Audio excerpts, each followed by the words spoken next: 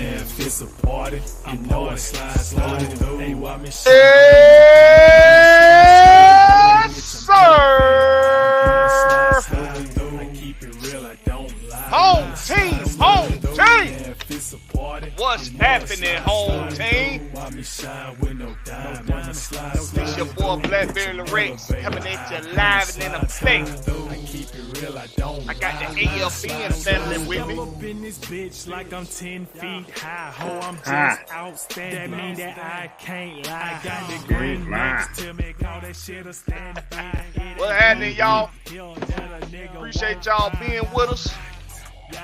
I'm raising up the temperature. It's What's another going on? Coach, what you eating over there, Coach? I was eating the egg roll. They gone now. Well, I'm telling y'all, boy.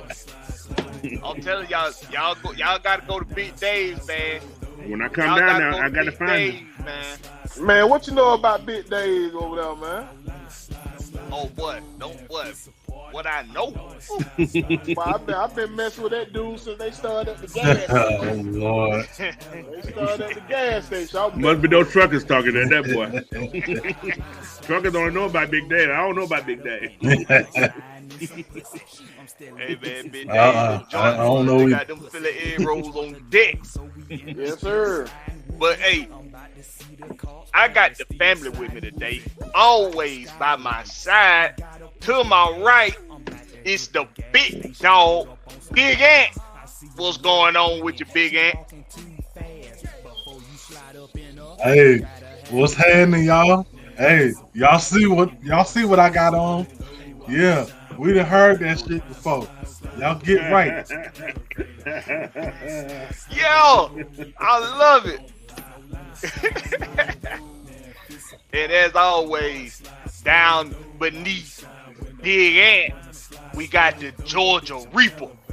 Say he bringing back Big Willie style. Big Will, what's up with your Big Will? Nah. Yours, what's going on, man? Watch it there. Hold up there, Coach. Hold on there, Coach. Mr. Will is in the building. And there's only one coach of coaches. Coach Unchained. What's going on, people? What's going on? Round 2 for the day, man. Round 2 for the day. That's right. That's it. Let's Y'all do don't it. know. Coach went live earlier today. Y'all go to Coach Unchained on YouTube. And y'all make sure y'all check out Coach. Support Coach. Hit that sub button. He bringing y'all the goods every single week. Just the way you like that. Woo, why? We gonna go ahead and get this thing started. We got us a very eventful night tonight because first of all, I'm doing something very unorthodox tonight because I'm streaming from my phone and I'm trying to operate from my laptop because for some reason my laptop is on the foo-foo. So I'm doing something that's very crazy right now. I don't even know how I'm gonna do it, but we gonna try to do it. But appreciate you joining us. This is the Rex Pit. Y'all know how we do it each and every Thursday. We gonna give you the goods just the way you like that. Don't waste no more time. Hit that like button right now. Go ahead and hit that share button. Share this out to the world. We gonna make it do what it do tonight, okay? And without further ado, we gonna go ahead. We gonna jump into some topics here, man, cause I don't want to waste no time doing it. We ain't been see. It's something that ain't been happening enough this past off season. Preach on it. And it's focusing on this defense. It's I don't know what the problem is with the media, with some of the fan base. I don't know what the problem is why is it that we overlooking the defensive acquisitions that we required on this team? Why is it being overlooked? And I want to talk about it. We're going to break it down. So before we break it down, though, I want to get the panel's opinion on this. Why is it that the defense is being overlooked so much this offseason? Coach, talk about it. Because they don't want the obvious, and they know last year if we had this defense, we was definitely playoff bound. Mm-hmm. Although we did have number one playing quarterback, that defense would have shut those one score to go. I can't even speak right now. Those one score games down. Think about it. If we had this team, like I said, we had this defense last year, we sweep the NFC West. We sweep them. Only team we lost against the LA anyway, no matter what. Right. We don't lose that game against Carolina. That little crazy rainy game, I don't think. Just for sure. We don't lose that first Saints game with that defense. So they know this defense is strong, but the narrative will always be on the offensive side because they do not like said quarterback. He didn't become Lamar Jackson. So it's all bullshit, just to put it bluntly. And like you said last week, they scared. That's all it is. Fear mongers. That's what I'm calling it. Fear mongers. So, man, this defense gonna be nasty. I'm just saying. Defense gonna be nasty, man. Nasty. And that's pretty much it right there. Is they're scared and they don't know how to deal with it. So the best way for them to deal with it is to just, we gonna ignore what the Falcons have done this offseason. We just gonna ignore it.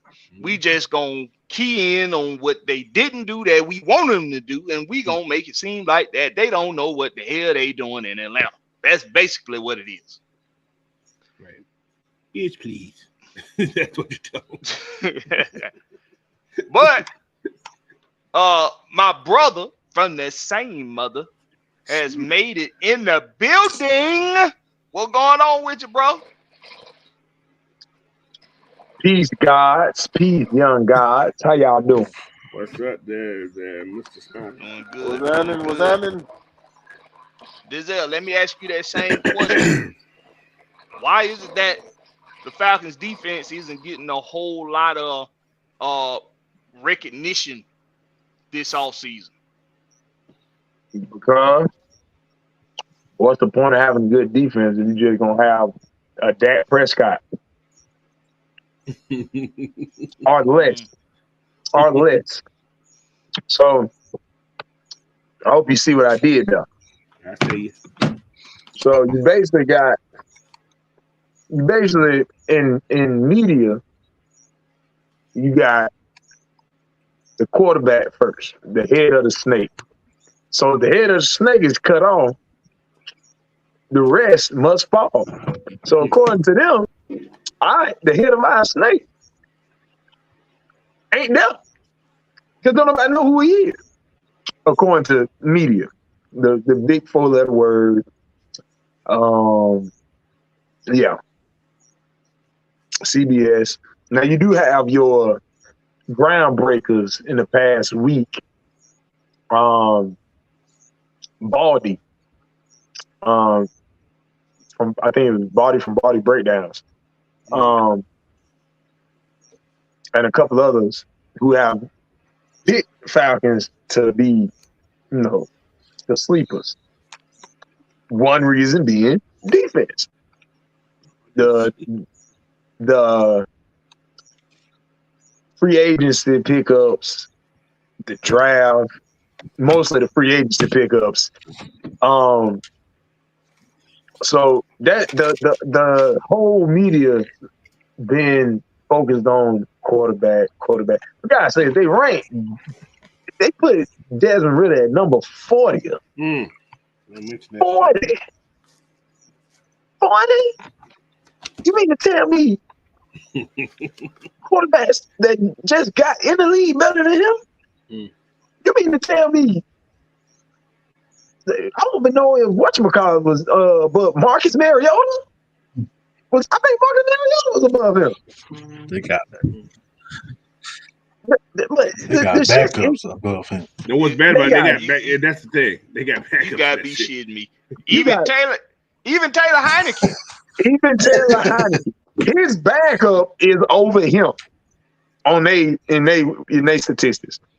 That's so disrespectful. That's so disrespectful. That's why he finna burn their ass. I'm talking about burn. Burn. I'm talking about like you got a hemorrhoid in your ass and you trying to push as hard as you can. You're gonna pop it. And it just burns. You done put hot sauce in. He gonna put hot sauce in somebody's ass. But Lord have mercy. Oh, that ain't right, bro. That ain't right. It ain't right. It ain't right. Frank's are red hot. Both. Oh Lord. Both with an L. That boy gonna get a hot sauce. He gonna get Daenerys. He gonna go get Daenerys Targaryen. Dragon. Yeah, burn him up. With the red hot, with the Louisiana, with the Franks, and set fire. So he gonna use them Tabasco then, huh? Oh yeah! Oh shit! What is 5-finger slap? What the hand say to the face? Slap. What the hand say to the face? But Big Will, talk about it, Big Will, man. Why are so many people overlooking this defense in this offseason? What's your take on that? It's plain and simple because that bird that sit on the side of the hill. If you take away Atlanta away from all this acquisition that we had this offseason, everybody be, oh man, this team gonna be a Super Bowl contender right here. Mm-hmm. But just because it got Atlanta by the name, and we so happen to have a Power 5 quarterback, don't nobody believe. You know what I'm saying? Don't nobody believe him. We always hear them say, "The boy Arthur Smith don't know how to draw up plays." Come on, man. We ain't seen plenty of tape where we seen wide receivers wide open. Where we ain't seen him draw up plays that had guards pulling and turn like a outside zone read to a goddamn running back screen. Come on, we ain't seen plenty of things this man to draw up. Sit down. All I need y'all to do is just go look at the tape, man. Look at the tape. Tape Pay don't attention lie. to the tape. Don't be looking at all the highlights of that. No, go look at the tape. Pay attention to the tape. They're gonna show you, man. This man draws up plays. We just had a quarterback that was scared to throw the ball or didn't want to throw the ball. Come on, man. Now he got weapons. What y'all think he's gonna do? A healthy Kyle Pitts. Kyle Pitts coming back healthy. He got a defensive lineman with depth. A Jonnu Smith. A Jonnu Smith. Two fast linebackers. Oh my God. Folks didn't forget Jonnu Smith's best year came from when he was with Arthur Smith. His best years of his career was Arthur I think it was what he had 10 touchdowns or 11 touchdowns. 11 touchdowns, I want to say. And the boy was coming out the backfield too. And coming out back. And be honest with you, you can scheme up a package like what Georgia kind of did with Jordan Davis and the boy that Jalen Carter. Put them in the backfield if you want to. You can put Jonnu. You put Jonnu They forget about what he fullback did with Kyle Pitts in his first year. How he schemed up Kyle Pitts. He had Kyle Pitts everywhere. everywhere. And that's what Everywhere, I heard. Like, if y'all didn't hear about the workout he put Bijan through. The workout he put Bijan through pre-draft, they said Arthur had Bijan lined up literally everywhere. Slot, out the back, coming off the backfield. What he been doing OTAs. This boy got Avery Williams working out at wide receiver. Yep. Come on, That's man. crazy. Players. Positionless You hear everybody saying the same thing. Exactly. Positionless players. Come on, bro. I kind of like that positionless. They buying into what this man doing, bro. That positionless kind of go in what my title is today. Positionless. Sound kind of fun, don't it, y'all? That do sound fun, don't You it? 6 man tonight? You 6 man tonight, Mike? Nah. Well, we got the 6 right. We got the 6 right. Nah. You thinking of another number? You in 2 places there? We right there, this. Hey, why you got 2 spots on Guys, there? doing one, man. Guys, doing one. Hold on. Guys, doing one, man. That boy talking about the Kama Sutra. That's it.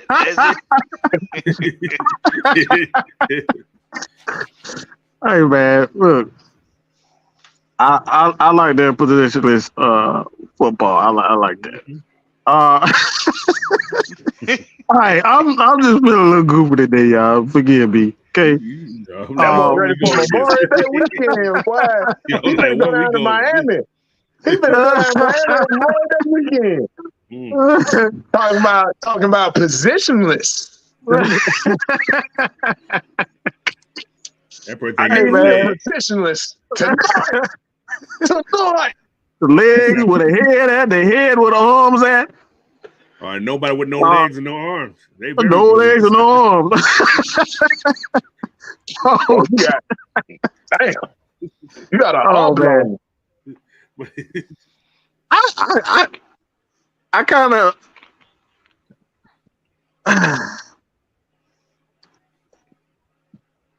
I don't know if I should. You should. Because hold on, y'all done just let Mike slip in here with that name up on the I tell you what he had. I didn't pay attention to what he had on it. Damn, boy, I thought they were gonna go. I wasn't paying attention. As soon as I seen the comment, somebody they peeped out.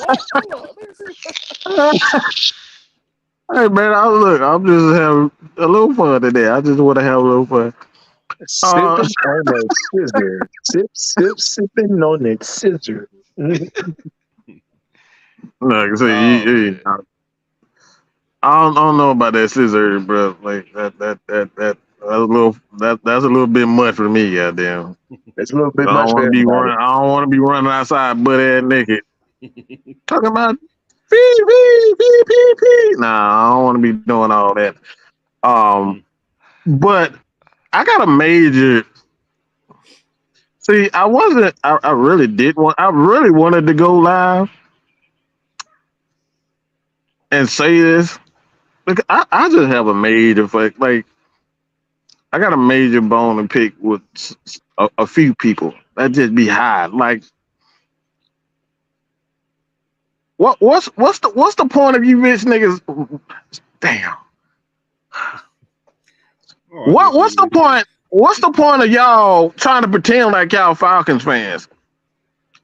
If just 2 months ago, a month ago, you were just grabbing on Mr. Lamar Jackson nuts, and then all of a sudden, you making videos saying that you down with OPP. No, you ain't down with OPP. I'll just do that. But you down with Lamar. You down with Desmond Ridder now? Do we really have to go through your videos and tell you, like, remind you that you were just talking about this dude? You were literally just doing this. And then all today we seeing guys like Calais Campbell, Tyler Algier, and I hope I'm not getting myself ahead of myself, Blackberry. I apologize, I am, but he was just like, which side of the spectrum are you motherfuckers on? They call those hypocrites. Like we call them hypocrites and we call them bitchs. Somebody wife gave you Nigga. Yes, that's what we call them. Because are you trying to play up for the numbers, for the views? Because we can pull up, we can do some screen recording around here and show you what you said. He's just a third round pick. Now Tyler Algier is getting behind it saying this is a true leader. Now y'all want to change y'all tunes? Now y'all want to say Desmond Ridder is that dude? Why? Because look, I'm sorry. I just really. We gonna get into it. I apologize, but I apologize, man. You all good. We gonna get into it. We gonna get into it. Mike, you gotta woosah. Part of the reason is they let the media drive a lot of their opinions, and they stay focused on those things. That one thing, the quarterback position. They stayed focused on it for so long this offseason that even with everything we've been doing defensively, in the free agency, in the trades, in the draft, they've overlooked it. They might touch on it here and there in little sprinkles, little dashes of defense, but they ain't put the amount of focus on it, in my opinion, that they should have. And that's content creators, that's the media, that, this has been a problem for me. And because it's been a problem for me, I have been put on a mission. I fell asleep in my truck one day waiting to be unloaded somewhere that was taking forever to damn unload me. And I drifted into the spirit realm of the Atlanta Falcons. And some of the greats, they told me, they said, Blackberry, you be the one to keep this thing. You be the one that keep the dirty bird stigma alive for the fan base. Because we got too many naysayers. We got too many fair weather fans. We got too many hating ass media personalities. We got too many of them. And we ain't got enough people in the Falcon fan base making sure that the world knows that we ain't playing no games this season. And the proof is in what our regime has done. Not just in this off season, but the past couple of regular seasons. That's why my live the other day, I took note of the Vegas betting odds. And just everybody can go back on my channel, go back to my videos from my video from a couple days ago. I think it was Tuesday. Yeah. And I broke down the betting odds this year. And I want people to pay attention to something. They got us going 7-10, Vegas. Again. Vegas got us going 7, but last season they had us initially only winning 2 games. 2 games. What they bump us up to, Blackberry? They bumped us up 3 games. I need to go place a bet. This season, I did mine already. You did yours already? Yeah. This season, easy the money. Initial betting odds is for the Falcons to go 7-10. I broke it down. They have 9 games. 9. Well, these games will be decided under 3 points. 9. If you count the ones that are 3 points or less, it's 12. We had 13 games last year that were decided by one score. Either we score again and win the game, or we score again and at least tie the game. We had 13 of those games last year. This year, Vegas is saying that the Falcons are going to be exactly who they were last year. This is their initial betting odds. But you got to read between the lines. Vegas ain't stupid. Vegas is smart. They know in They be Vegas. real safe. They see it. They So, see you know what's what I'm saying? going on in Vegas. But So they said because basically 7-10.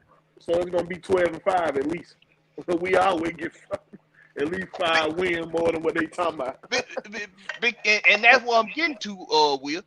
See, Exactly. Vegas knows what we've done with the defense. Vegas knows that in second halves last season, we were the best defense in football. In second halves of football games. What? With the defense that we had the best defense in the second half of games. Say that one more again.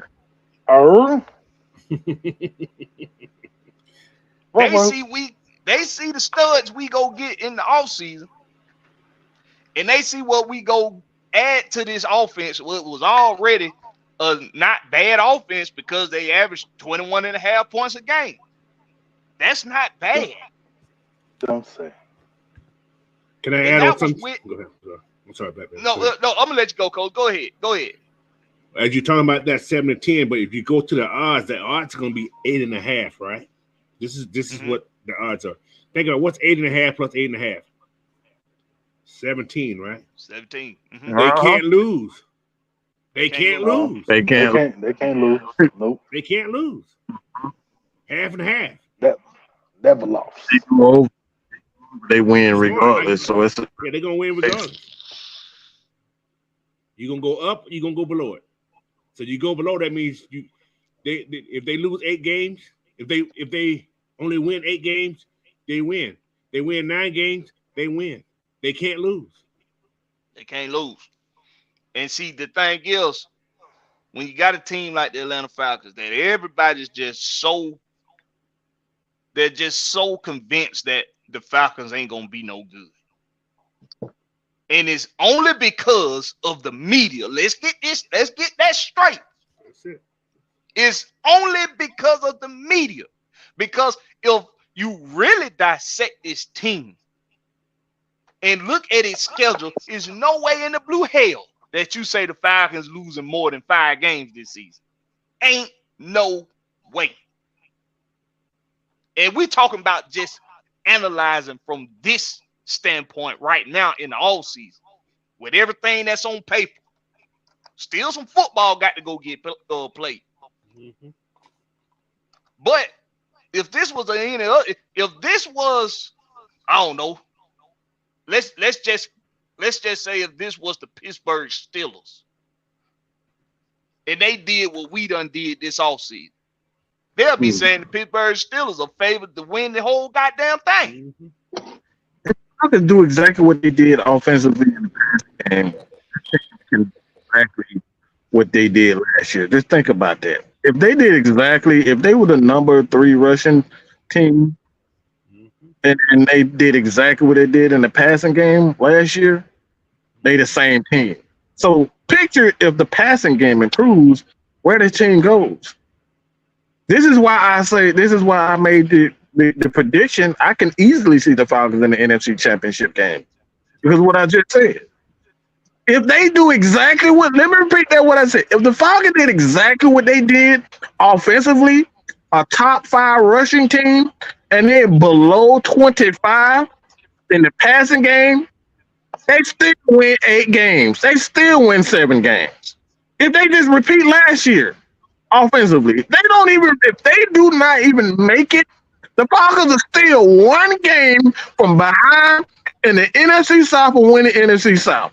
So they're in the playoff regardless. Even if they don't improve this year, we still back in the same place and the potential playoff.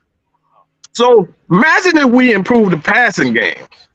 A healthy Drake, a healthy Kyle Pitts, a healthy Jonnu. We got a young stud, two young stud running backs, and then we got a guy like Avery Williams who they putting all over the dang on field right now. And I'm sure you're going to get to that. But like, if we just improve a little bit in the passing game, this team has the market to make it through the NFC champ. You can't tell me that these damn San Francisco 49ers with that current offensive roster is better than what we have. You are full of shit if you can tell me right now that the 49ers offense is better than our offense right now, I will look you in the face and slap the living shit out of you because you know you a damn lie. But Mike, you gotta remember they got Mr. Irrelevant as quarterback. But wait, no, they don't. The Falcons. Mr. Irrelevant's hurt. I'm sorry, I'm just a little bit down. I apologize. It's all right, Mike. It's all right, Mike. You might over there cussing like somebody 54-year-old uncle that live in the country and ain't been outside of 285. It's truths that have He to ain't be been to told. New Atlanta. It's truths that have to be told. It's not it because we're talking about what's on paper. That's what we're talking about. See, we do this. We tell you what's on paper and we tell you how it should be analyzed in a certain way. But if we only gonna go all team reputations, then by all means, tune in to the 4-letter network, tune in to ESPN, tune in to Fox Sports, tune in to CBS, tune in to all those goddamn sports outlets. If you want to just go strictly off of reputations, I gotta, and I'm gonna shout somebody out here. Kay Adams, I'm gonna shout out Kay Adams because Kay Adams actually took the time to diagnose film herself and to analyze what the team has done in the offseason. And she is saying it. Arthur Smith is a freaking genius. Him and Terry. I'm a bad boy. So all it takes is doing some homework. And that's what we're going to get into right here real quick with this defense. Let me break down this defense for y'all. Please, I'm waiting. Please. Go ahead. I want everybody to forget about 4-3, forget about 3-4, forget about 5-2, forget about all that. This is a defense that has versatility around the board. Around the board. We got guys at outside linebacker that can put their hands in the dirt and become defensive ends. We got defensive ends that can stand up and become outside linebackers. We have safeties that can be either in the box, out the box, and they can travel. We have corners who can move inside and become nickel. We got nickels who, if we need them to, they can step outside and be outside. We have versatility around the board. And not only that, we got depth. The linebacker position. We've been saying a little bit this offseason that interior linebackers are still something we need to address. I'm starting to think that ain't the case. Now, I've given number 3 hell. Okay? That's what I've given him hell. Me too. Well deserved it. He deserves it. I love it. But a skill set that he has, which is pass rushing ability and athleticism in open space, is going to, if they choose to keep him, will be utilized very well in this defense with what they have now. And I'm talking about interior defensive linemen and the depth that comes along with it. You see, if you're not asking him to plug holes, if you're not asking him to cover somebody in a zone coverage where we know he ain't really the smartest goddamn guy, If you're saying to him, Michael Walker, we're going to utilize your athleticism in the pass rush, and we're going to utilize your athleticism with being able to stay with one man, because that's what he can do. He can stay with running backs. He can stay with tight ends. It's when you asking him in zone coverages and asking him to fill gaps where he falls to pieces. Well, dare I say, ain't gonna be a whole lot of gap filling going on this defense. And the reason why I say that is because you're gonna have guys like Eddie Goldman, Calais Campbell, David Onyemata. Graham will be coming back. And there's another guy who I think is going under the radar here, and that's Gaziano. Yeah. These dudes specialize in line of scrimmage penetration. If you want to know what that is, at the snap of the ball, they get over the line of scrimmage immediately. Whether it's with technique, whether it's with power, these guys specialize in getting over the line of scrimmage immediately after the ball is snapped. So when you got guys that are capable of doing that, that means they can split double screens, double teams. That means they win one-on-ones, and that means that they're very intelligent on where the ball is going and who is going to. See, when you have these interior defensive linemen that are capable of doing this, it makes it real easy for inside linebackers. Why? Because now all they have to do is their pre-snap reads and do their assignment that doesn't require them to fill gaps. This is called interior defensive lineman pressure. In the passing game, this is what teams are going to do. Because running the ball against the Falcons, it worked a little bit last season. I know people look at what we gave up in rushing, but if you look out throughout the duration of the season, we didn't do that bad stopping the run. We really only had issues with a couple teams in the running game. That was the Panthers, and that was the Washington Commanders, whatever the fuck they want to call themselves now. So when we didn't have other than that, oh, and of course Chubb and Huntley, but other than that, we didn't do too bad stopping the run. So when you get in the passing game and you got interior defensive linemen who can generate pressure, now you're moving quarterbacks off their spot.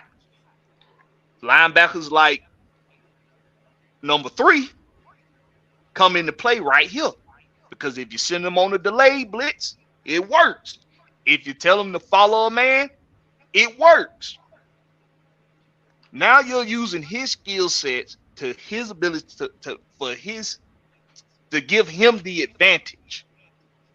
So you're giving guys the advantage. You're utilizing guys' skill sets, and you're not trying to make them into something that they're not. Hey, baby. Yes, baby. Okay. Hold on a minute, okay? Sorry, y'all.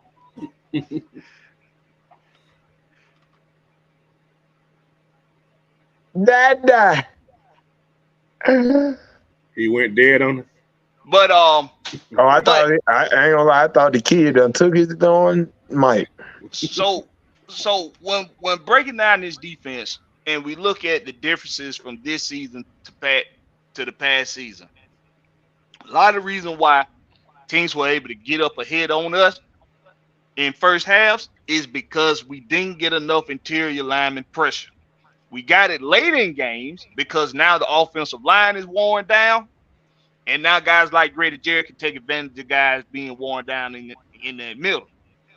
But when you got guys that are workhorses, guys that are proven in this league, like Onyemata, guys they all know, Calais Campbell, Eddie Goldman. See, now you got guys whose motor is from bell to bell, horn to horn, whatever it is. These guys are going to be able to generate this pressure throughout the game because you'll be able to interchange them out at will, keeping them fresh, and you know what they're going to give you. You know what they're going to provide you. We already had edge guys. See, I know a lot of people saying we need an edge. We need an edge. We had edge guys here. I won't if I could break down film for y'all for quarterbacks that we played, you would see that they got the ball out fast. They got the ball out fast. Want a whole lot of play action against this defense. Because if you fuck around and you let them edge guys like Joe Carter, them guys like AK-47, just to name a couple, if you let those guys get around that edge on you, you done. So they got the ball out fast. They used the running game just enough to keep us honest. And they got the ball out fast. And it was a whole lot of dink and dunk. Only team really that aired it out on us was Cincinnati. And we know how that game went. So when we breaking down this defense and we looking at what they've acquired, you got more pass edge guys, pass rush off the edge in Caden Ellis. You drafted a guy like Zach Harrison, and you still have Malone coming back from injury. So you got edge rushers, AK-47, Joe Carter. You got edge rushers. If you get that interior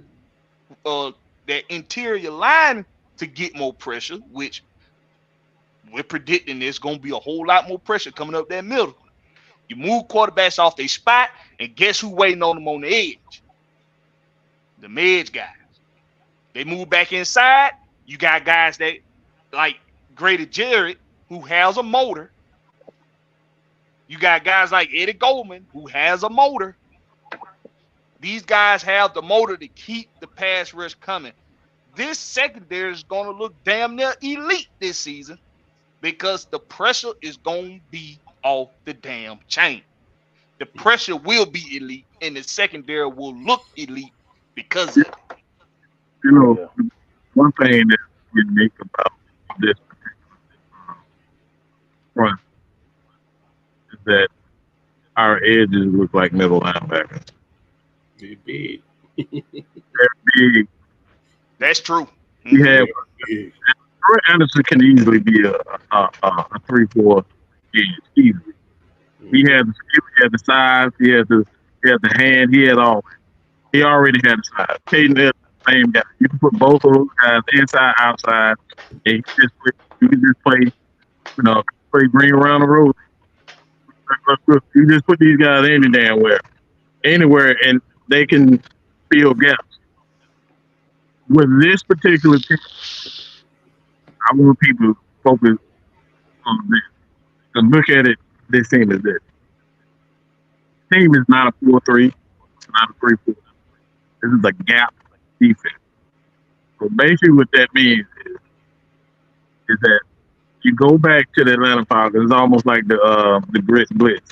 So basically what it did, what the Grits Blitz did was it took away the inside gaps and it eliminated the ability to run the ball up the middle. So you would have to run a lot of misdirection. You have to run like a lot of quick screen plays or whatnot. You would have to run a lot of counters and things that makes it kind of take advantage of their athleticism.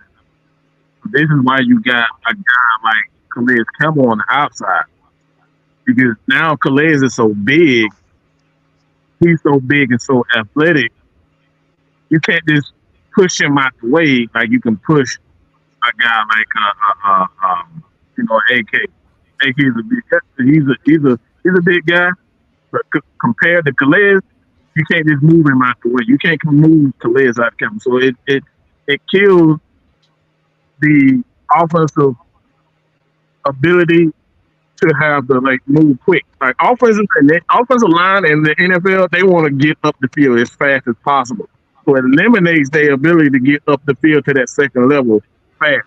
And this is what this Falcons defensive line, having these big guys that can play each gap, having outside linebackers that look like inside linebackers and vice versa. It kills that ability for them to play quick. So now the teams are forced to play physical. This is why Calais Campbell is saying, look, we can't wait to put a hat on the hat because we're going to force y'all to be physical. Mm-hmm. And this is when the offense or the Atlanta Falcons. That's why they went out and drafted a guy like Bijan Robinson. Because it's only a matter of time before they get tired. Most teams get tired coming out of that second half. And once that second half comes, you can't get it. Guess what? We're gonna run that bitch down your throat. We're gonna hit Kyle Pitts in the middle of the Drake London in the middle of the field. We're gonna hit Scotty Miller in the middle of the field. So it's like a strangle. It's gonna be nasty. Teams are gonna quit after that second quarter. And watch what I tell you guys. You will see a lot of teams quit after that second quarter coming out of halftime. I promise y'all that. Mm-hmm. Give me your take on that, Ant. Breaking down this defense. Y'all already know about the defensive line. I'm not gonna get into that. Blackberry already broke that down. I'm gonna break down what this DB room looks like. And it's this one person in particular that nobody's really talking about at all. We didn't just sign him to a 1-year contract. We signed him to a 2-year contract. And if y'all don't know who I'm talking about, I'm relating to Mr. Mike Hughes. I knew it. Who also played with Richie Grant in college. So they already have a connection as it is. So they know, okay, if I gotta be here, you gotta be okay, we good. And then also my pick for comeback player of the year, Mr. Jeff Okudah. He's gonna shock a whole lot of people. I'm telling you right now. Because personally, I don't think Detroit was using him correctly. Do they ever use anybody correctly? He's not a zone cover. Yeah. No, he's not a zone cover. He's a press in your man type of. He gonna get in your ass type of DB. You need somebody like that on the opposite end of AJ. Something that we was missing last year. That's why we were getting lit up so much. No surrender, no retreat. They retreated a whole bunch. Nobody could cover man except for AJ. Let me put a light on this. We playing 15 yards off the ball. Boy, that was crazy. It's third and like 18, bro. Guess what? First down. Yeah. All they gotta do is just run around underneath. They did that everybody just run around underneath the coverage. The whole year, bro. The whole year. Run around underneath the coverage. Do you know why they did that? Because they was scared of the Because everybody knew we couldn't get no damn pressure on the quarterback at all. None. So it was like, look, hey, y'all just try to cover until we get some pressure, or a linebacker come up, or a Grady get to him. Maybe it's so. I'm gonna just sit back here and sip my tea. It was pitiful. Yeah, man. But you know something? I think it's very important that the fan base realize what we've done defensively.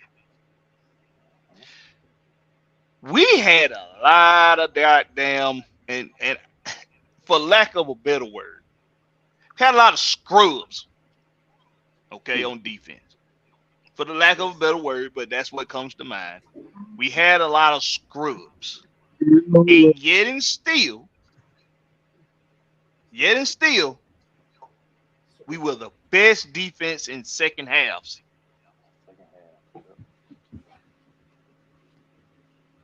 The best defense in second half. That means we gave up the fewest points in second halves in the league all season long. Not just the division. And physical. I hope they kept some of Dean P's playbook. Well, the defense pretty much stayed the same. They're just going to kind of implement that. Like Dean P's system is really just based off gap control. Like gap control is easy to teach. It's just all about discipline and whatnot. But his defense is basically gap integrity and blitzing off of those gaps. So that's why you need veteran guys. He would rather have veteran guys, but once guys finally get it, it's a simple defense. It's not difficult. But like a lot of people don't realize, again, I have to reiterate this. Arthur Smith began his career as a defensive assistant. Okay? Say it again. He began his career as a defensive assistant. He learned how to run defenses under Jerry Gray when he was in Washington, okay, under Gibbs. So this guy is running this defense. And this is what we got to focus on. All right. So a lot of people are not really giving him credit for being the architect of this defense, but this is one of the main reasons why Calais Campbell came is because of Arthur. Arthur sold him. Arthur sold him the vision on this. You got to remember that this guy knows exactly what he's doing when it comes down to this defense. Indeed, he does. This comment here by Drew. Did it go? Where it go? Oh, you had put that on there? I thought I accidentally had put it on there. So this comment here, because who was it that said it? Because Dreddy said he thinks we can make the Super Bowl. High hopes. Drew says possible. I mean, it's always high hopes when you even if the team was favored to go to the Super Bowl and win it, it's still high hope. That's as high as it get. That's the pinnacle. Shoot for the stars, bro. Mountain top. To question mark Super Bowl and laugh and say unless Ridder goes off next season, see, that's the whole point of this first topic. That's the whole point of this. That's the whole point of us talking defense right now. Because for some reason, everybody thinks that unless the quarterback goes off, that's the only way that a team makes it to the damn Super Bowl. Not true. But what do you mean, Blackberry? What about Trent Dilfer? Whatever do you mean? What about Hasselbeck? For some reason, people really think. Can I? I'm gonna throw a name out there, okay? Matt Hasselbeck. Let me throw a name out there. Let me throw it. No, even worse than that. Let me throw a name out there. Because we ain't talking. Dreddy said make the Super Bowl. That's what he said. Rex Grossman and the Chicago Bears made it to the Super Bowl. You trying to tell me Rex Grossman was going off? Oh, yeah. Damn, I forgot about that one. I remember that season like the back of my damn hand. That was the first black coach versus black coach, right? Oh, that's right. Lovey and what's called that's right. Lovey and Tony Dungy. And Tony Dungy. That's right. So yeah, and that's it.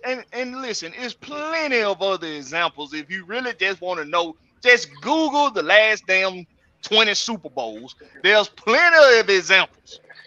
But to say that he has to go off, that's the whole point of this damn topic, breaking down the damn defense. The whole point is to show you, you know what, Drew, I ain't gonna do it to you. I'm not gonna do it to you. But the whole point of this is to show you all that as long as you're putting a complete team together, that's offense, defense, special teams. Special teams. As long as you're putting a complete team together, you don't need one man to go completely off. You don't. Do we really have to do this? You know what? No, No. we don't have to do it. Okay, never mind. We don't have to do it because we're going to move on to the next topic. Okay, well, let me say this 2 times. We got 2 quarterbacks. Look, we got 2 quarterbacks. Lamar Jackson won MVP in his ear. What the fuck happened to him? They didn't make it out the first round. He ain't been in the Super Bowl. Man, Ryan, made out first round one time. What happened to them? We talking about quarterbacks going off and we need quarterbacks to go off. That shit don't matter. So guess what? We got a damn with the Rams. That shit was boring. I fell asleep doing that shit. It was 13 to damn 3, and we up here laughing and saying, "Have to go on." What the hell's so funny? Why did he have to go off? Why did he have to go off? Yeah. Mr. David Hurt, he went off. What the fuck that dude with him? Oh yeah, he went off. He went off. That's what I'm talking about, baby. Lost. This is what we done. Everybody got fucking giggles and shit, but nobody can prove to us that you have to have a quarterback go off in order to win. Now, when you say go off, I'm automatically assuming you talking about MVP type shit. I'm just define go off at least 280 yards, at least 2 touchdowns, and no interception in the playoff game. Put that there. Yeah. Now, one thing about it, if we betting, and I'm not a betting man, but I think all Falcon fans can agree. There's really maybe best trait as a QB is mental, his decision making. He got good decision making. I ain't gonna put it. What they said at the end of the season, you heard a lot of. He didn't put the ball in harm's way. And the less turnovers, the more probability of a win. If you just don't fuck up. Don't fuck up. And he don't fuck up. He didn't mess up in college much. What that last season was, but I know it's college, but still. Each season he started. Yeah. He didn't mess up. I'm just saying, you can't teach talent, but you can't teach smarts either. As far as natural ability, common sense, that is gained, and he got that. He just got it. It's like Tom Brady. Tom Brady didn't put it in harm's way much. Like, look, bada boom, bada bang, bada boom, bada bang. I don't do too much, don't do too little. And this statement here by Drew is the perfect segue. I appreciate the segue, Drew. That was yesteryears, he says, but the last 10 seasons has been good quarterbacks. I guess he talking about Nick Foles and them. But in say we own the division. It's a team effort, but quarterback is the leader. Well, that's where I go here. Oh shit! And I appreciate the segue. Some of y'all, I need some crack, man. Somebody give me a hit, bro. Oh my! Because we got, we have people. I'm sorry, bro. 2 months ago. It was just 4 months ago. We just saw Jalen Hurts play like an absolute stud, and he still lost. We have become my years to year. Man, but the thing is this: if you're saying the quarterback is the lead, well, you got Algier saying that Ridder is a natural born leader. Mm-hmm. You got Arthur Smith saying he's a leader. Oh my God. We got people covering the team within the team, even people that we don't even like that cover the team, that would say he has leadership ability. He's a leader. And if watching those 4 games, that small sample size we got, if watching those 4 games that he played at the end of last season don't show you leadership ability, I don't know what the fuck you was watching. I mean, did we not see that piece of shit in 49 Rams? Yeah, he fucking sucks. That's why his ass is gone too. We're talking about the last 10 years good quarterbacks. Do you really gonna sit and tell me Jimmy Garoppolo is a good quarterback? Jimmy Garoppolo is what most backups is right now in the league. Jimmy is what Derek Carr is. He's a glorified backup. A glorified back. You got a big arm. Big arm now. You got a big arm. No, the fuck But where they get you? Where they get you? He ain't got no He got a big arm. no Check it out. Also, I'm gonna let you guys know something about you talking about the quarterbacks. Where did Jimmy Garoppolo come from first? New England. Okay. Where did Brian Hoyer come from first? New England. Mm-hmm. So what I'm saying is every quarterback that backed up Tom Brady that tried to get a job after that sucked. Look at it. Look at it. Tell me one that has succeeded. Who came behind that man? Tell me one quarterback that succeeded. Not one. Hell of a system, ain't it? Not one. And how many seasons? How many seasons in the league? Too damn many. Too damn many. And not one damn quarterback that came behind him was worth a damn. Not one. What Jimmy Garoppolo gets credit for is simply just being a game manager. Yeah. But He never done the whole season yet. in the clutches of the damn game, yeah, he can't play a whole season. 2, in the clutch of a game, you can count on him to throw it to the other team.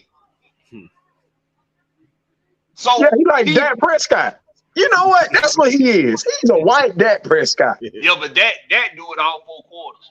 He throw the ball to the other team every quarter. That's it. That was it. Popsicle. He like the He ice do it all cream man. goddamn game. He like an ice cream man. I'm gonna throw you a popsicle. That boy like the NFL version of J.R. Smith in a finals game.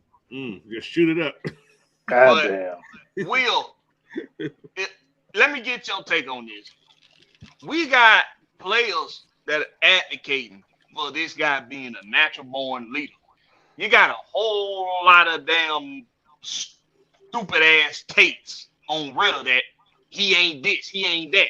Well, what say you, Big Will, on Algier saying he's a natural born leader? Man, Algier ain't the only one who calling him that, who calling him smart, who calling him prepared, who says he knows the playbook. You know what I mean? Like it goes back to like what I said again. The only reason they got all these sorry ass takes on him is because he's a Power 5 quarterback. He didn't go to none of your top schools. The man got all the records, got all the accolades. He ain't did nothing but win in Cincinnati because Cincinnati wasn't nothing without him being that quarterback. He took Cincinnati to the playoff, the first Power 5 school to go to the playoff. And as much as it hurt us to talk about it, he took our Bulldogs to the brink. You know what I'm saying? What more do y'all need to see? The 4 games he played, he showed improvement every game. Every game he showed improvement. Really died. So what more do y'all need to see? Of course, he was a rookie. He made mistakes. You know what I mean? When Arthur Smith first put him in there, he tried to get a little greedy and tried to go for the deep ball. Arthur Smith said it like, man, he came out trying to be a little greedy instead of taking what the defense give him. You know what I'm saying? But he what he did later that game, he started to be more accurate. All I need y'all to do is just go do the research. As we always say, do the research before you speak. Like your mama always say, you ain't got nothing nice to say, keep your mouth closed. That's it, man.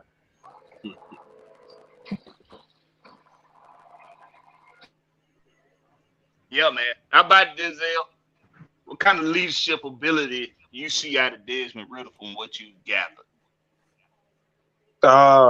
I'm sorry, I had to respond to Jay Nalipa. Don't. Jay done had a little bit too much to drink. That's all. He said, "Why he gotta be white?" I said, "Cause he is white. That's why."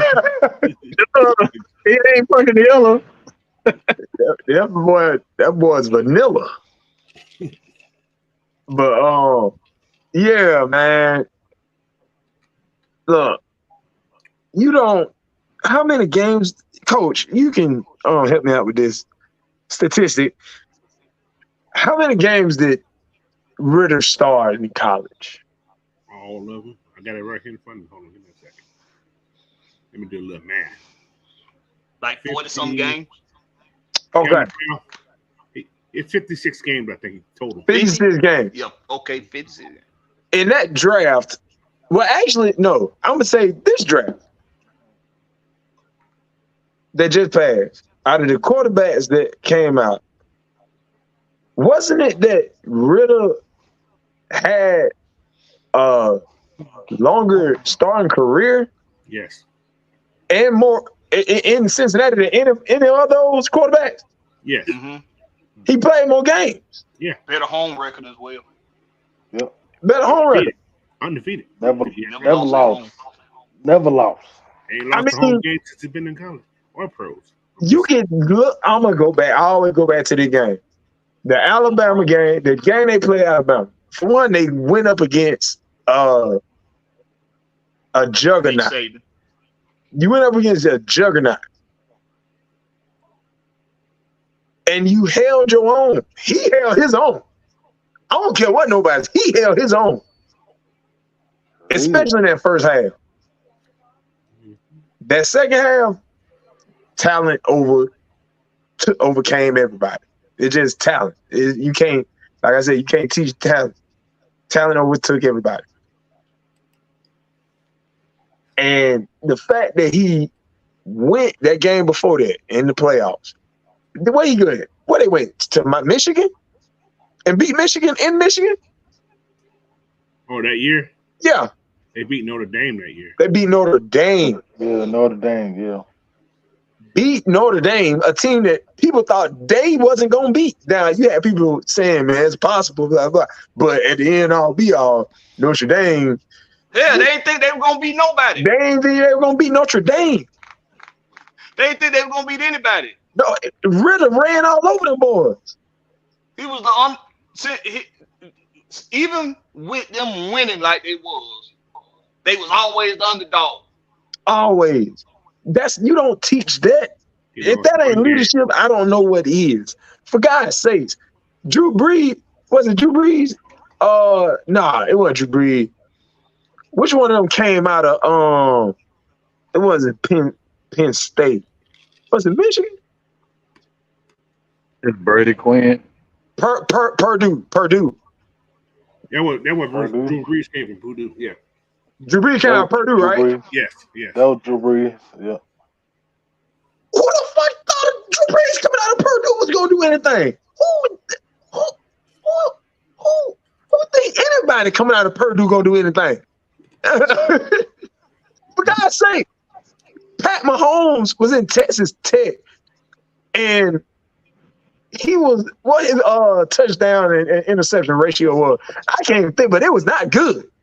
It wasn't good. He threw a lot of yards, but his touchdown and interception was not good whatsoever. He had a ton of them, but he had equally. I think he had like nearly 30 interceptions, like 80. I'm gonna find out right now because I got all that shit. But he threw a lot of touchdowns. He threw a lot of yards. He and this Ritter is around the same as far as the yard is concerned. But I think that the touchdown and the interception, I think Ritter's interception is a little bit higher than touchdown and interception ratio is not a little higher than but Patrick Mahomes did have a very good career, but it's like again playing at Texas Tech and playing at those smaller schools, he didn't get the recognition.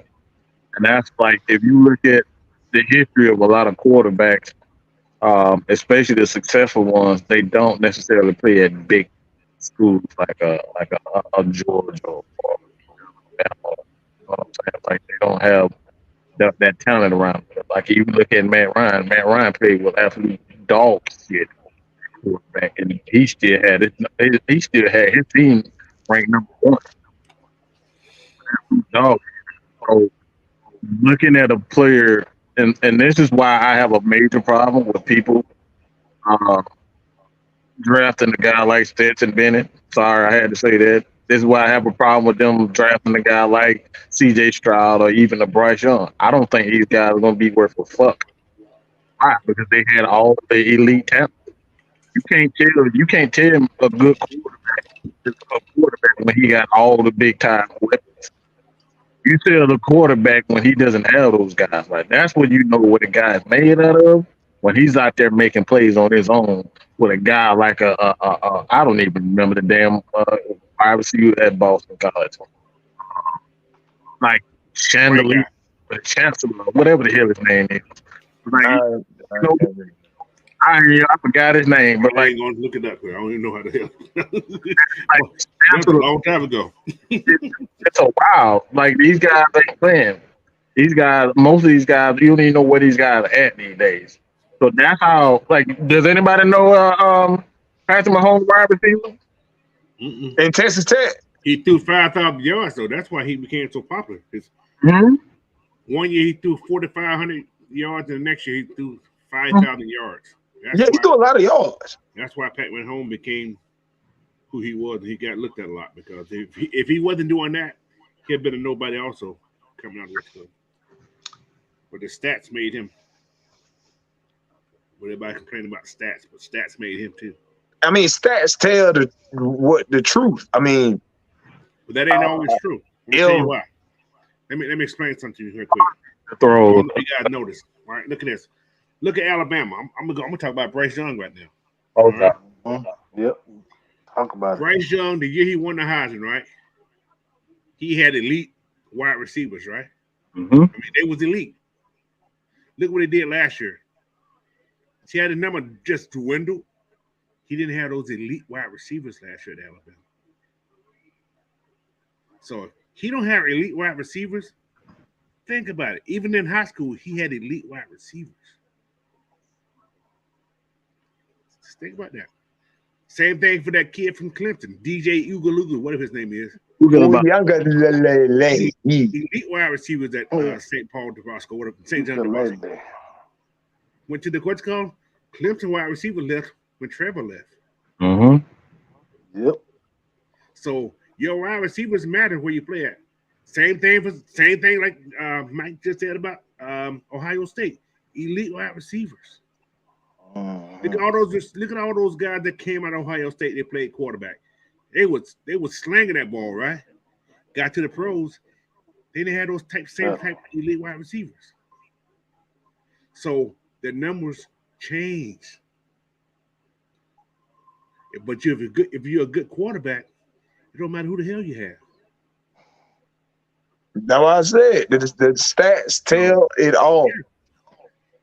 And same thing for Mahomes now. He has good wide receivers. He has solid wide receivers. Would you argue he had better wide receivers?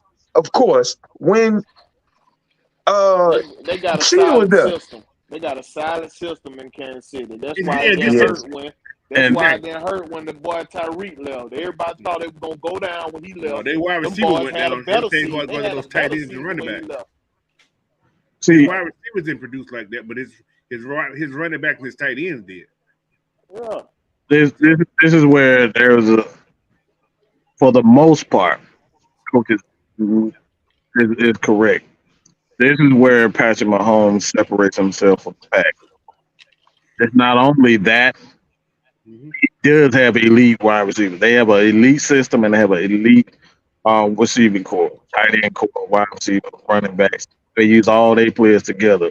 So system. But this is where Patrick Mahomes separates himself. This is what Matt Ryan separates himself. These guys can make those boundary throws. They can make those boundary throws. Get it right. You talking about one of the throws that is like right there on the corner of the end zone? Right over the corner, in front of the safety. Those boundary throws. They can make throws consistently. That's what takes. That's what makes you elite versus very good. Because if you look at Derek Carr, if you look at us playing against a Derek Carr, us playing against a Kirk Cousins. Kirk Cousins always, when he makes mistakes, it's always that boundary throw. Him trying to fit it in between that safety and that corner because he can't make that throw consistently. But he's very good in the middle of the field. Very good in the middle of the field, but when he's trying to make those boundary throws, that's what separates the elite quarterbacks from the good quarterbacks. And that's why Matt Ryan for years has been successful. That's why Patrick Mahomes is special right now because he can make those boundary throws consistently. Hey, you know what? Desmond can do that as well. I mean, he showcased that quite a few times.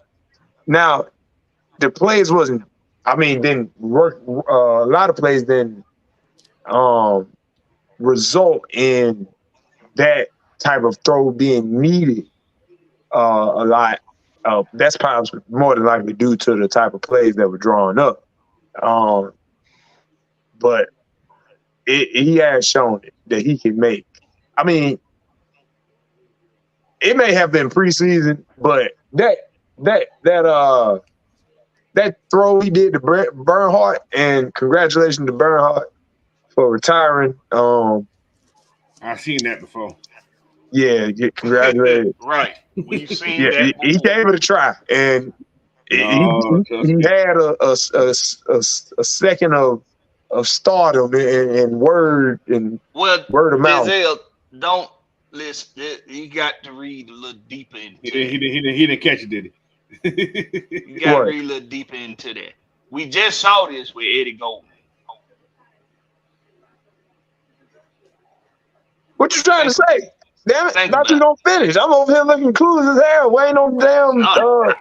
Well, you trying to say I want you to piece it together. I want you to think about it. So what? You say you just seen this with Eddie Goldman. So what you trying to say, Darren, that we got too many receivers in receiving core, and Bernhardt felt like, hey, I ain't gonna get the chance to get my stardom just yet. So I'm gonna hold off till next year. Sound like a plan to me. and it was my first year. Okay. I'm just saying. Okay. So what you saying is next year, this is his first time doing football. He didn't play football in college. He did lacrosse. He was a lacrosse baller. And he was the Joseph Martinez of lacrosse. But you talking about my boy finna go in hyperbolic chamber like Goku and Vegeta them and be like, pop out that thing looking like Mike Tyson back when he was 19 years old, knocking 38-year-olds out. Right. What the You getting it. You getting it. Okay, now, hold on, because I just see a comment. Let me put this out here. Young man, please bring your ass to the front of the congregation. Now, I don't know what made you think he was scared, but Mr. Tremere, coacher. But first of all, it ain't got nothing to do with Bernhardt. Mm-hmm. It ain't got nothing to do with him. Okay, elaborate. We saw Terry Fonda and Art Smith do this with Eddie Goldman. There's a plan. And see, the league has changed over the past 5 years, coach.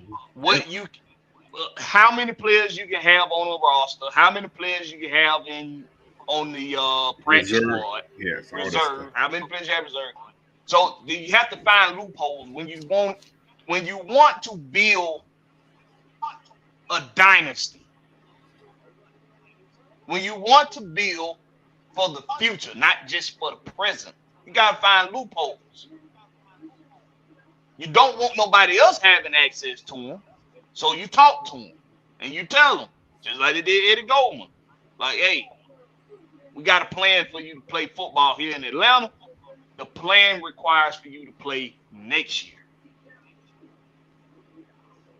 Okay. How do we keep you healthy? How do we keep you happy? Well, don't forget they signed him last year. Huh? He still has to be paid. So he don't lose no money.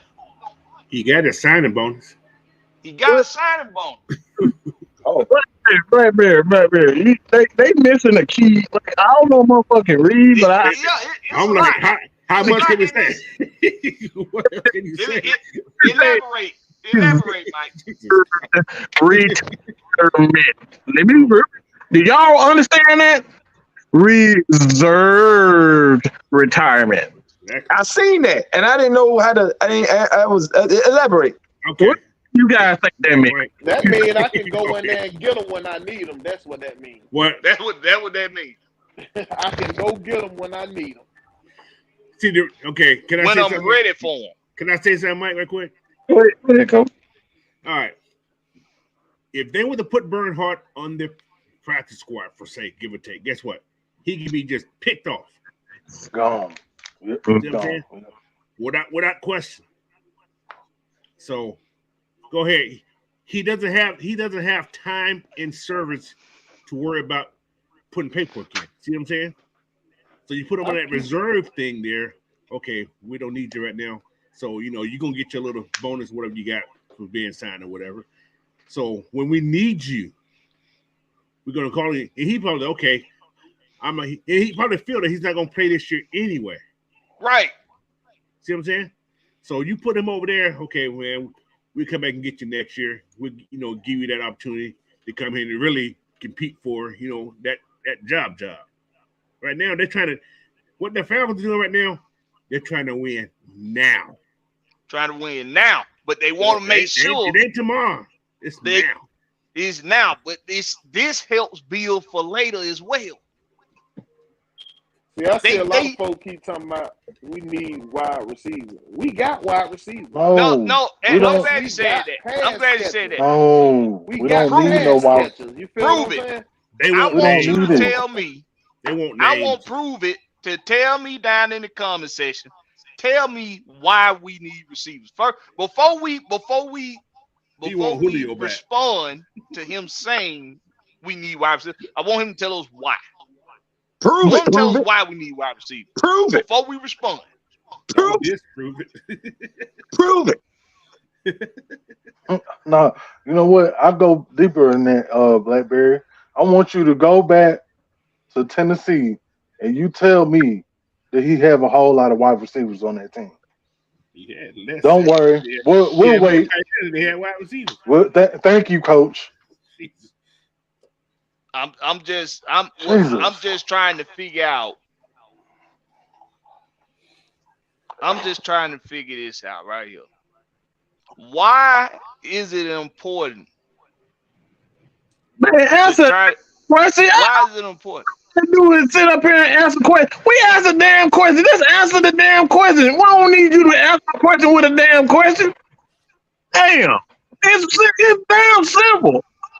Yo, why? Why do we need more wide receivers, bro? He said Drake is number one. Who else? He had one number one wide receiver in Tennessee. And he had a whole bunch of pass catchers.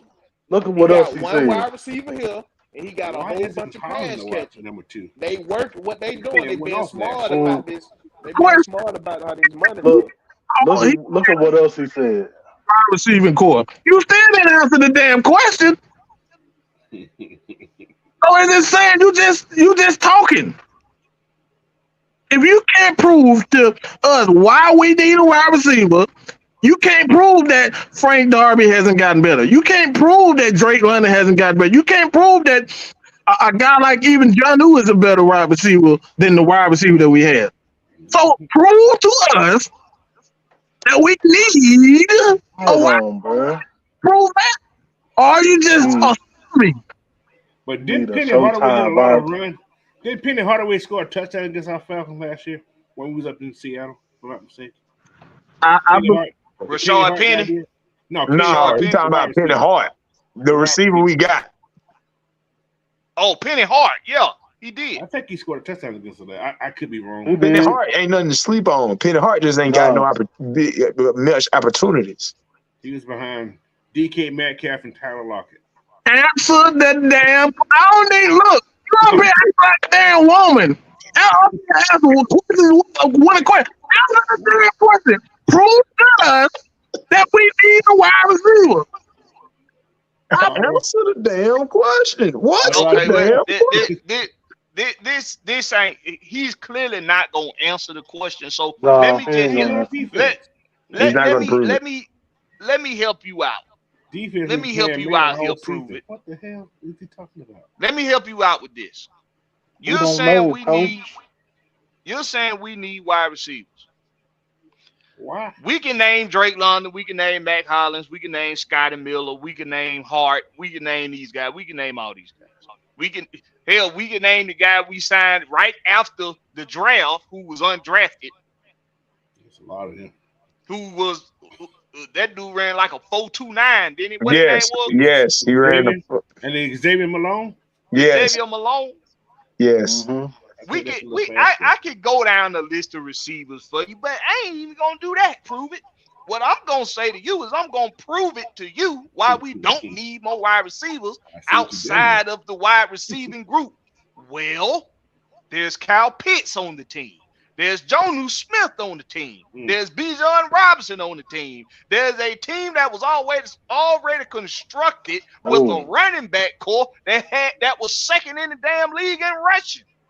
Mag Hollins, who had 7 receiving Right last. there. Now he wants to come on. Oh, you want to come on now? Nah, ain't gonna be no link. We ain't doing that tonight. We ain't spending no link, Jack. You ain't gonna run my goddamn show. Your ass came and put your damn thoughts in the words. Now you want to speak? Now you want to say because they are all blocking. Well, what in the fuck have you been paying attention to this offseason? What have you been paying attention to for the last 3 seasons? Of course, they want receivers that can damn block. Run first. Chew the clock up. First is a run first offense. They want receivers that can block. Whatever do you mean? So you gonna answer your own goddamn question. You gonna answer your own bullshit. He been balanced all night. Y'all don't turn BlackBerry on. What kind of bullshit is what the fuck are you talking about? We need receivers because they block it. That's your response. Do you Thank you, Brian Peoples. Thank you, Brian Peoples. Exactly. I guess wide receivers not supposed to block. I think they just supposed to run verticals. That's Kevin Ridley. Oh, that's right. That's okay. They run routes. They don't run plays. Hey, go run that post while we run up the middle. Go run that post. And OG just pretty much listen. That just sums it all up for you. Prove it. You don't understand scheme and fit. You don't understand scheme fit. See, you want us to go get wide receivers like Tyreek Hill. Let me ask everybody on the panel. Does Tyreek Hill block? I know he's fast to block. He gonna try to do that. And you notice Tyreek Hill is not even in the game a lot when they run the ball too. No, he's not. What's the point? What's the point? The whole point of getting receivers that are versatile in the blocking game and in the passing game is so that you can keep defenses off. You can keep defenses on their heels. Off balance, man.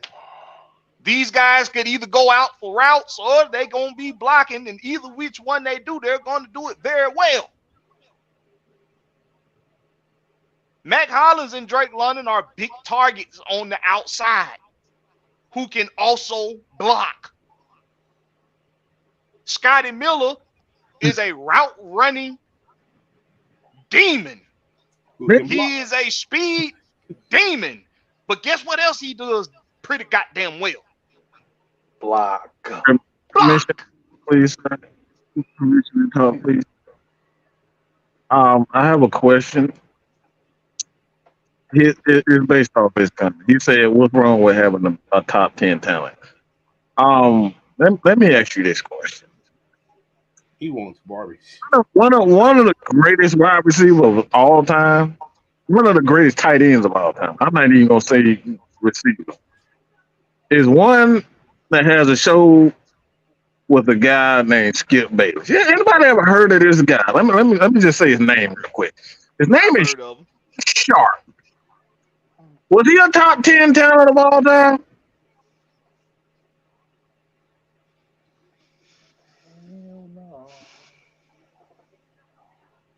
Top 10 talent of all time. He's just clowning right now. He's a top 10 talent coming out of his draft. Oh, hell no. He got drafted into what, 6th, 7th round? Is it? Hell no. That's they had 13 rounds in, right? They had 13? God damn. It was a lot of rounds. They were drafting us? They were drafted. It's like a slave match. This is what Blackberry always say all the time. This is where y'all be watching, looking at these damn articles from CBS and ESPN. Y'all get so carried away with these. Oh, this is the top 10 talent. Oh, he's the top. Who the fuck cares? If the motherfucker can't run a route in a specific offense, what the fuck kind of did he do? Calvin Ridley was a top 10 talent too. Couldn't block his water. Couldn't block beat it, but he can show pick games. Mike, let me ask you a question. Yes, sir. Who's wide receiver one for the Kansas City Chiefs? Tight end. No, in the wide receiver group. In the wide receiver group, who's wide receiver one? Damn, that's a good question. Who is? I'm gonna say it was whoever get open. I'm for the cheat because I don't know either. I shoot, whatever the hell his name is. Juju. Yeah, whatever the hell his name was. Yeah. Juju a free agent. He ain't there. He was there. Last year he was. I don't know who there now. He wasn't even the third. He was on other teams. He was like a third option on other teams. I do not know who the hell he was. He wasn't number one on his team when he made what's called. You're right. Exactly. He wasn't even number one when he was on. His team, yeah. No, everybody answered the question when they said hell, they don't have one. Right. They really don't. I got it right in front of me. Kansas City depth chart. All right, go. Give me that wide receiver one. You had Marquise Scantling. Come on. Oh, Valdez-Scantling. Valdez-Scantling. Oh yeah. From Green Bay. Now, was Valdez-Scantling a number one receiver in Green Bay? Was he their number one receiver? No, he was like three. No. He was like their third receiver.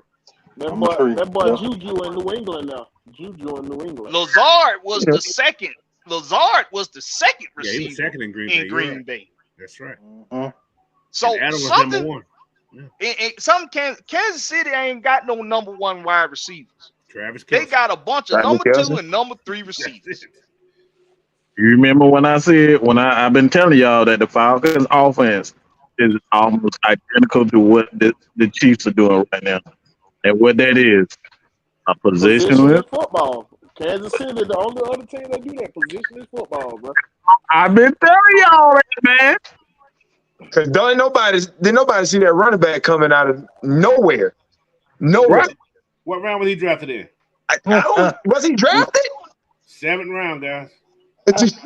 Hey, he said we capping on Scotty. Listen. Proven is you're part of the problem.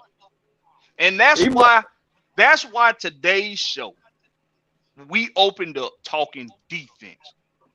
You're part of the problem. You're part of who I'm talking about.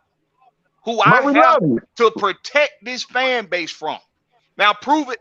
You are loyal. I appreciate you being on this. You come, you in the chat, you show love. We appreciate you. But even some of the family can be a part of the problem. You're a part of the problem, bro.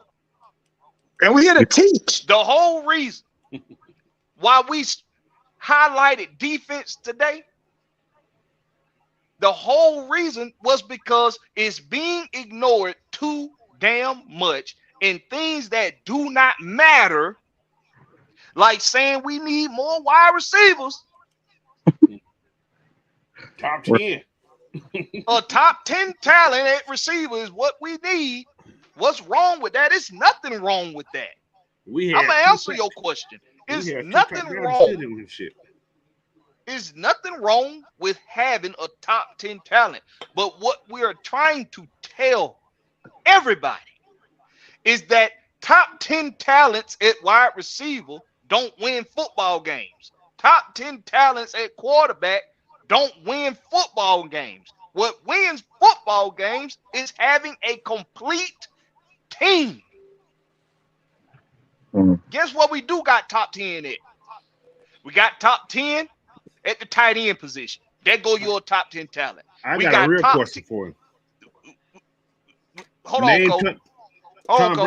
Tom Brady had one top 10 wide receiver. That was Randy Moss. That's it. Randy Moss. That's it. And he didn't win the Super Bowl. And they didn't win the Super Bowl with him. That's it. I'm just saying. But you want top 10 at receiver. See, that's y'all problem. Y'all want top 10 at every fucking position. That is not how it works. This is not Madden. You're going to be in cap hill every time. Every year. This is not Madden. This is not a video game. You will not get top 10 at every position. As a matter of fact, most of the people that go on to have Hall of Fame careers were not top 10.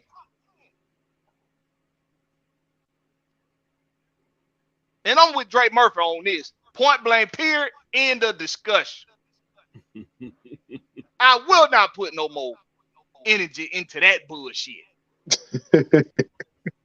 Now, we was gonna get into some Braves talk, and you know what? We still is because I got Ant on the board, and I got Coach and Denzel and Will and Mike. All these guys know they shit about these Braves. So we just gonna touch on real quick. Some I'm seeing that reports on Max Fried is starting to get back active into practices and workouts. We've dropped 2 out of the last 4 series, and the most recent one was to the Dodgers, and I can't fucking stand losing to them some bitches. My question to the panel is this. I'm gonna go to you with this, Ant. Do the Braves need Fried sooner rather than later, and will he be back to form? And I know they playing right now, so try to take tonight's game out of your take. You know, I can differentiate, bruh. We can even go back to a couple of games ago. Hell yeah, we need Max back ASAP, bruh. Like, okay, I'll say this. Yes, our offense has been sputtering a little bit here and there, but every time our pitching fucks up, our offense gets us back in the game. And then what happens? We go back to the top of and then the pitching fucks up again. You like, okay, I know you said leave out tonight, but I'm gonna just use this as an example. Okay. I just seen died. I think it was last inning. At least 5 pitches. He left over the plate in the middle. Hit me. Philly did not. They did not miss one. They hit all of them. That should tell you a lot. Tell everything. Hit me. Hit me. Hit me. Bullseye. So yes, we need Max Fried back ASAP. And what I'm waiting on, I can't wait till what is his name? Soroka is ready. Kyle Wright. Kyle Wright, but I'm waiting on Soroka to get right. Get ready. Well, I'm tired. I'm gonna be honest with you, and I'm so tired of waiting on Soroka. Yeah, me too. It's been 3 years, bro. Boy, that like waiting on Jesus to come back. I mean, I don't want him to come no time soon. Stay away a little longer. Just a little longer. Yeah, not yet. But yeah, and see, Kyle Wright, he on that 60-day. Like Anthony White just said, he on that 60-day injury list. So that's why I said that. Gonna be waiting quite some time for Kyle Wright to come back. Now you see why. That's why I said that. But they were saying at first Max was gonna come back, come after Kyle Wright. Yeah, he come back after Kyle Wright. Yeah, but it seems like he might be coming back before. Kyle Wright should be back like in the first couple of weeks of next month of June. Well, they saying Max Fried already participating in workouts. Yeah, no rushing. They showed it early. Need to take his time. But you gotta think about this about the Braves, man. Right now, we usually super struggling right now. We're not playing great ball right now, but we usually be behind, chasing right now. We're not chasing. There's no panic mode right now. You see what I'm saying? So no panic mode. Right now, this team is weird, man. I don't understand. They play better after the All-Star break for some reason. They heat up. I mean, we got so much baseball to play before the end. Yeah, that's what. Oh yeah. I'm not in that mode of like, okay, I understand we want to win a lot of what's going, but as long as those guys in the division stay behind us, I'm cool. We're 11 games over 500. I'm cool with that. And that's with injuries. Away with anything. So my only is really just I'm still just not a fan of Snaker. I hate how he uses our bullpen. I hate how he uses our starter. It's like I think you and Will share that same sentiment. Speaking of that, them niggas just had second and third, no out, and couldn't bring nobody in. Will, come on, Will, bro, what the fuck are we doing? Right on cue. Right on. What are we doing? ABC baseball. It's not that damn difficult. Come on, bro. Right on cue, Mike. Don't get me started, bro. Don't. Look at some baseball, y'all. This is baseball. Baseball is a strange game. Don't like how this is a strange game. He always if you look at from the very beginning, why is all our starting pitchers, all of them damn near arms about to fall the fuck off, or they legs about to fall the fuck off? Like it's all our starting pitchers. It's always our starting pitchers.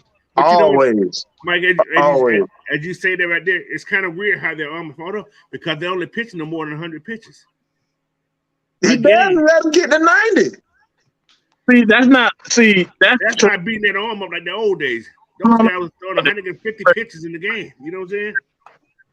But you got to look at the quality. You got to look at how those 100 pitches are being pitched. Because if those are high pressure pitches, for example, like if you're already up, let's say you're up 6-1.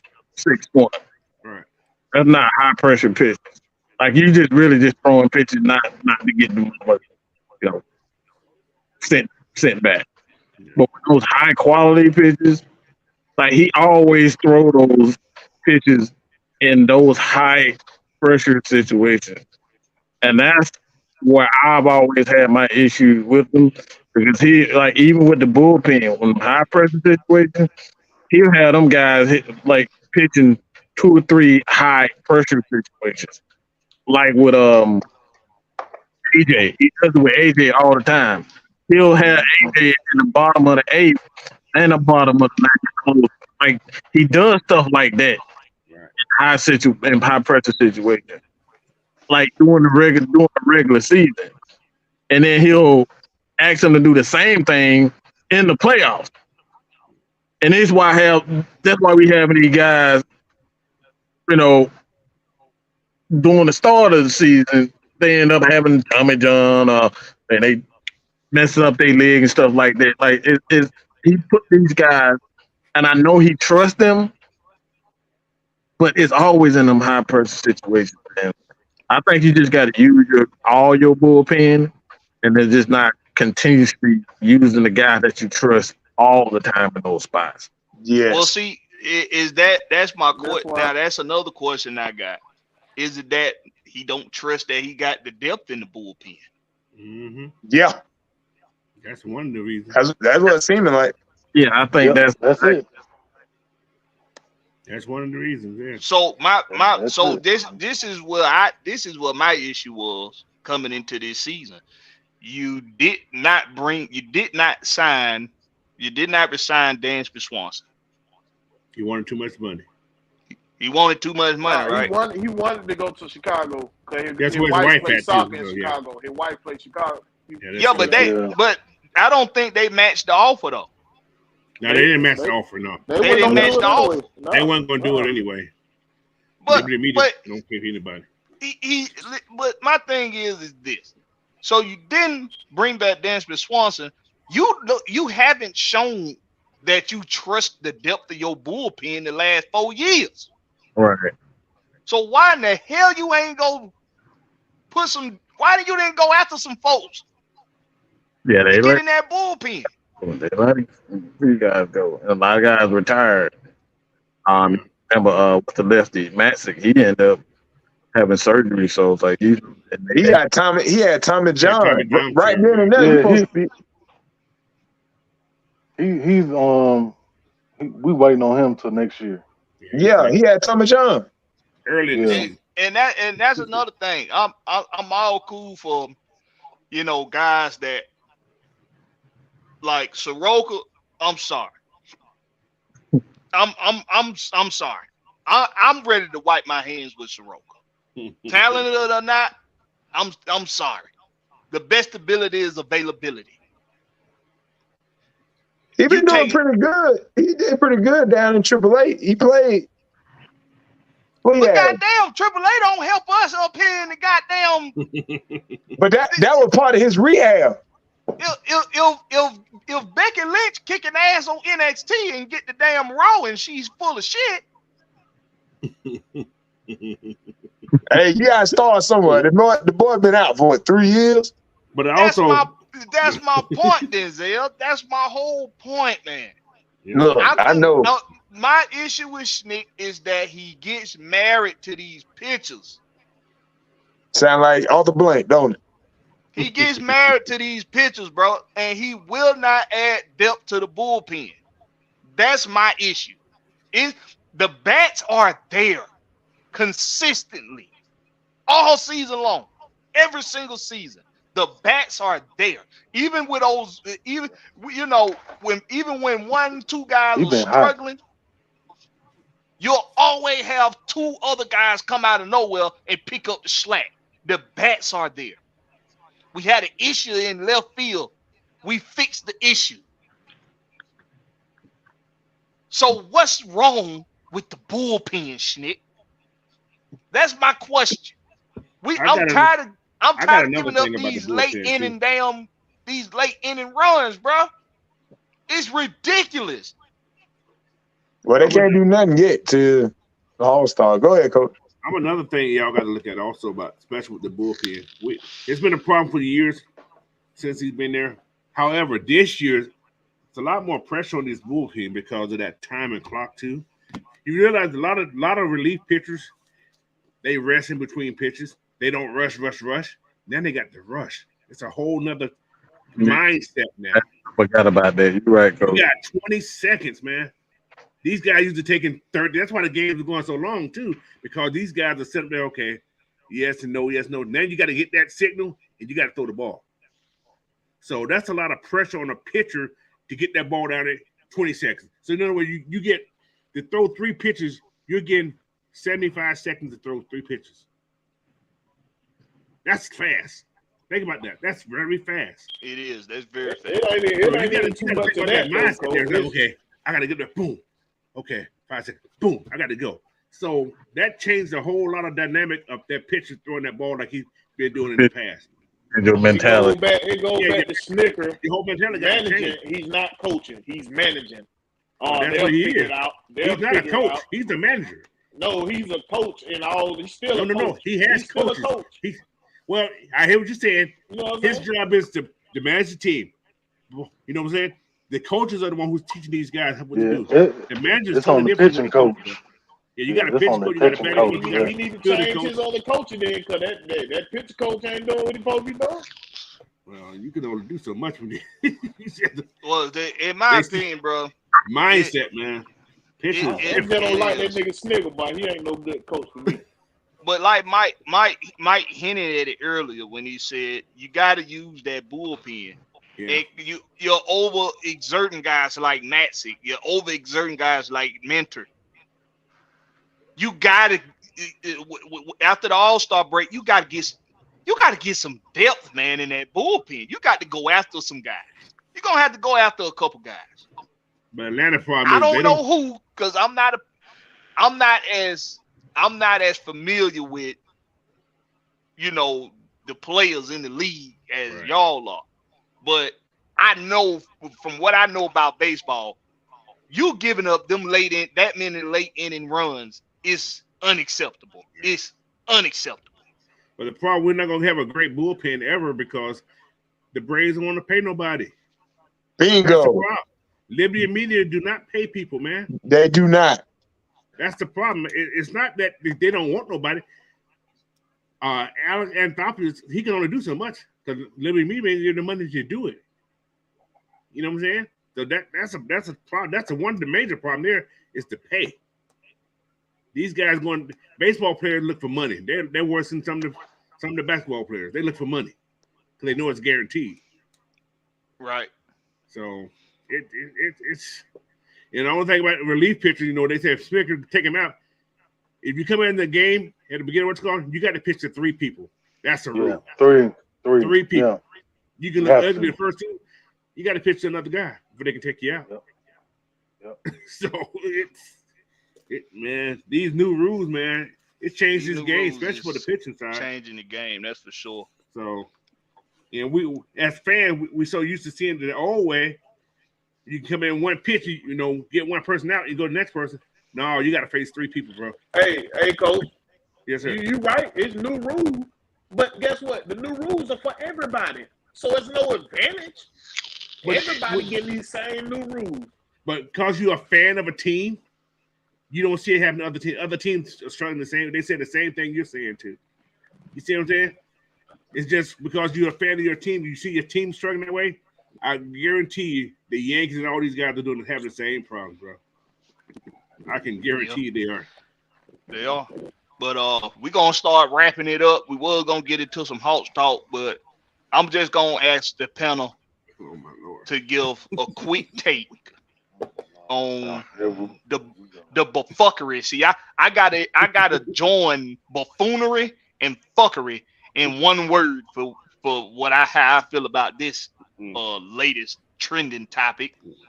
The buffoonery of the Los Angeles Lakers possibly making a play at Trae Young. The rumors are out there. Denzel, what say you? Try to make it quick. Try to make it like okay. 2-minute tape. The when that bullshit came out, look, man, that shit said the office had discussions on possible trade options. You know what that shit probably said? How it probably went? Hey, what about that guy Trey Young? Oh yeah, that would be nice. He's great. Who would we trade for him? Damn, that's a good one. Austin Reeves and Jared Vanderbilt and Lonnie Brown and maybe some picks. Can we get rid of AD? That would defeat the purpose. Oh, okay. Good try. That's it. They don't have no damn body. God damn it. What's your take, no damn body? We don't want no Austin Reeves. For no Trey Young. We'll take Austin Reeves for somebody else that sounds like Collins.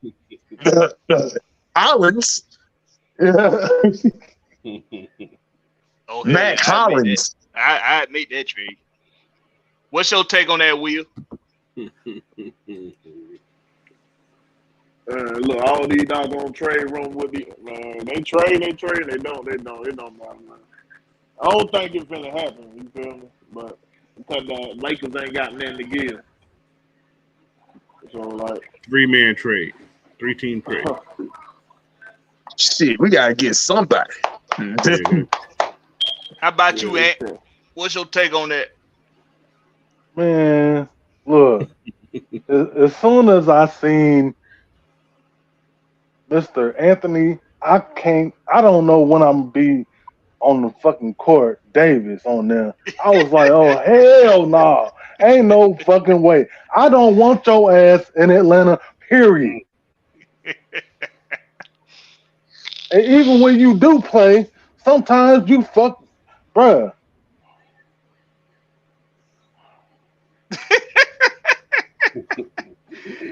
Game 3 of the conference finals. This nigga had 17 points. I need more than that from you, bitch. Mr. On and Off. That's his name, Mr. On and Off. Mr. Wax on, wax off. I hurt my finger. He said, I hurt my finger. Oh, my pinky toe. I can't play no more. I broke a nail. How about it, Coach? Give me your quick take on that. Oh man. I'm one of those person like, okay, here's another narrative. Right. Why would that? Okay. Why would we trade Trey Young? Okay. Him and the coach right now, he actually getting along with his coach. I say somebody else may need to be traded. Oh, I know. We can go down that list. Oh yeah. Anything. They take somebody else, but yeah, I don't see it happening. I don't see it happening. But then again, hey man, money talks, bullshit walks, and all the other shit falls in place. They ain't got nothing. Yeah, they got nothing but bunch of money. Lakers. Okay, the Lakers are slick. If you notice, most of their trades are 3-team trades. Yes. Look at the Lakers. Look at their history. Most of their trades are 3-team trades. They never trade just Lakers and nobody else. There's always another team involved somewhere. Mm-hmm. So every time. Anyway, that's my take. I don't want them to go nowhere anyway. But my take is nothing. Unless you come to the Supersonics. Oh, they ain't no Supersonics. You said Supersonics. I see what you did there, Coach. You're not slick. I'm just saying, ain't no Supersonics, so I can't get him here. In other words, you ain't going to goddamn place. Yeah, so. No way. My quick take on it, and we gonna close. My quick take on it is, you stupid motherfuckers. Trey Young ain't going no damn well. And I'm gonna keep it nice. The first superstar you done had since Dominique Wilkins. The dude is an absolute stud. He is not the problem on this team. You can absolutely build a championship team with a Trae Young quality type player. 30 and 10 don't just fall out the goddamn sky. Leading the league in points and assists does not fall out the goddamn sky. And the dude is a fucking killer. He's a killer. He got the killer instinct of Michael Jordan. He got the prowess of a Kobe Bryant, and he has the playmaking ability of John Stockton and Steve Nash. And the dude is a fucking stud. So Give me at a the end of the day, power forward. That's what we need. that's it. So dark skinned power forward. And that's the bottom line. Cause Stone Cold for itself. So with that being said, we appreciate y'all joining us tonight. Hit that like button, hit that subscribe button. You make sure you go show some love to Coach Unchained. Go to his channel, check out his live from earlier today. Hit that sub button if you have not on Coach Unchained. The dude knows his shit. It's only one coach of coaches, and that's Coach Unchained. Got my brother from the same mother, Denzel, aka Smiley. Today he's DW from Arthur. You got Big Will. Say he bringing back Big Willis style, the Georgia Reaper. And my dog, the Big Ace, the big dog, Big Ant. Always holding it down. Hey, we appreciate y'all go check out Champagne Confessions, bro. Yes, yes. Go to Champagne Confessions right now. Go to them right now. They just got started not that long ago. Y'all go there right now with Maggie T and Kiki and the crew. Y'all go over there and show Champagne Confessions some love, and y'all get y'all some good conversation about some real life shit. We appreciate you joining us. You know what it is for me. It's the home team and nothing but the home team, baby. Catch us on the flip side, home team.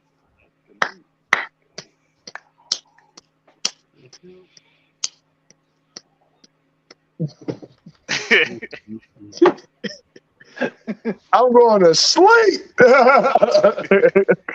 And I'm going to work. You still live.